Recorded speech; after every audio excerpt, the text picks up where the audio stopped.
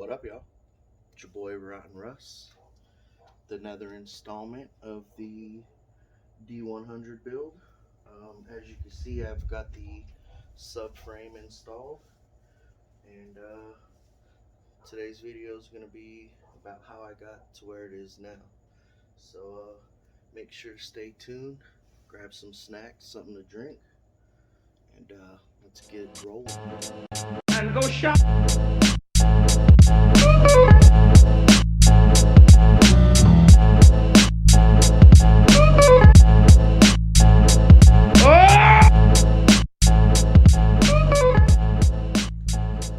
Alright, so as far as that bracket, all I gotta do is get rid of that bottom rivet, that whole thing will push back. But in the meantime, I want to keep the frame as straight as possible, so I'll leave that. The bumper was welded to the frame, so that's staying for now as well. I detached brake lines, parking cables, drive shaft. Next, I'll probably leave the shocks for last, but now I'm gonna drop these and set the frame on my jack stands and get ready to bring that subframe in. There we go. Rear diff is now, rear diff is out on some dollies, about to go to the backyard frame. But first I'm going to clean. If you could see, what I did was I marked on the floor where the tires were, so I have a general idea of where the wheelbase needs to be. The mounts line up, give or take, to my previous measurements. So what I'm gonna do to make it a little lighter to pick up, I have Brembo SRT rear brakes. Unfortunately, I only have one knuckle. I'm not sure if it's the driver or the passenger side. So what I'm gonna do is I'm gonna take the knuckles off both sides, brakes, calipers, all that. Rotors, calipers, axles, all that, and the rear diff out of the subframe. Right now I have it sitting, as you can tell, on a toolbox. Mocking these up, kind of want to get them right here, just so this bar will help support the weight. 90% of this is just me trying to think of solutions, but right now what I did was I went and got some brand new ratchet straps. What I did was I put a piece of wood, drilled some bolts just to hold the board from sliding, and got it pretty close. These are the mounts for the rear sway bar. Those have got to go. Where I had previously marked that to clear this arm, this one will have to be notched here.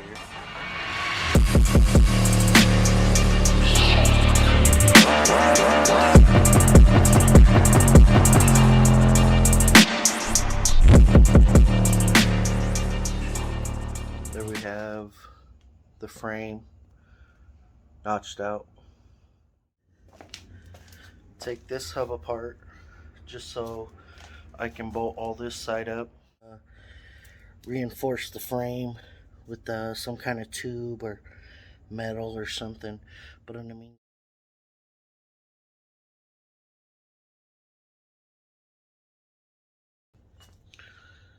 I added a third ratchet strap to pull it back as far as possible. Was the bump stop as the first body mount. Same on that side, and then I have a jack holding up.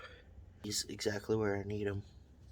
So what I'll do is I'll mark where they meet the frame rail. Alright, so there we have the bracket all welded up. Got a couple of spacers and rubber to fill in the gap from the bottom of this to the top. Is just in it, so I know that it's lined up. It's still kind of hot. Now that that's all welded up, I'll just give it a quick cover of paint, and same on the other side. And then we'll move on to figuring out how I'm going to mount the front.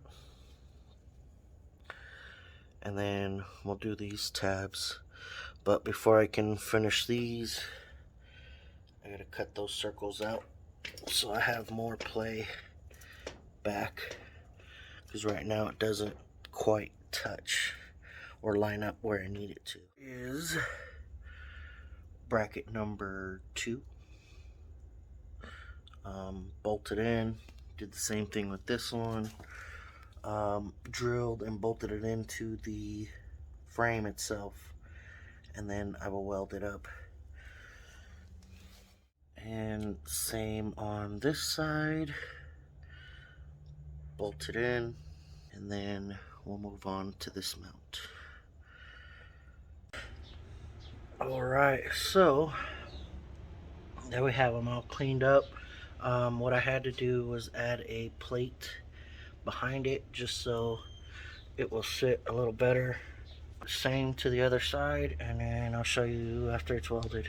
Where the holes were, I welded it to the plate, welded the plate to the frame. So now I'm going to weld up the other side, add some paint, and find some way to plate those, box them in. Alright, there they are, welded up. Just slapped a little paint on there in the meantime. But now I'm going to figure out how I'm going to box these. Have the exhaust that I'm not going to use for obvious reasons, but it should work pretty well. Alright, so as you can see, I have them kind of tacked in. Work, and I'll show you how I did that.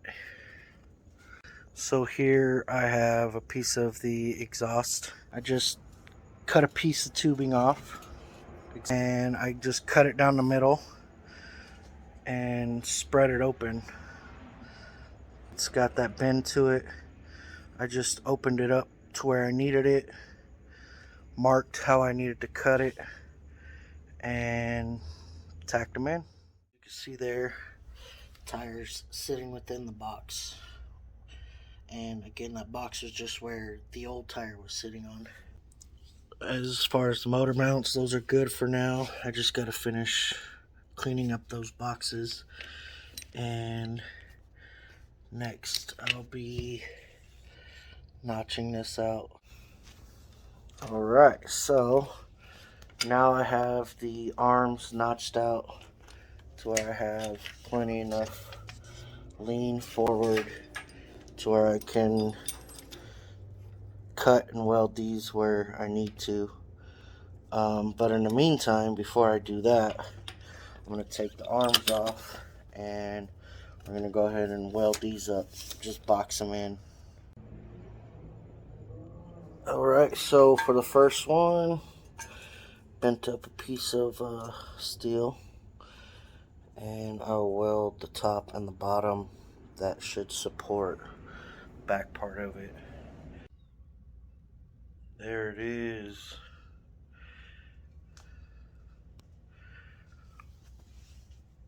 I'll weld her up.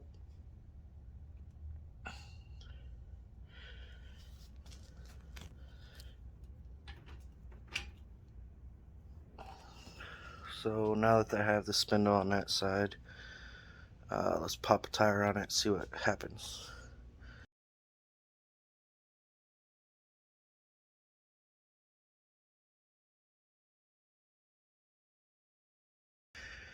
So I got it down, sitting on the wheels, but the jack is holding it up. Those shocks don't hold for shit. So, well, let me show you.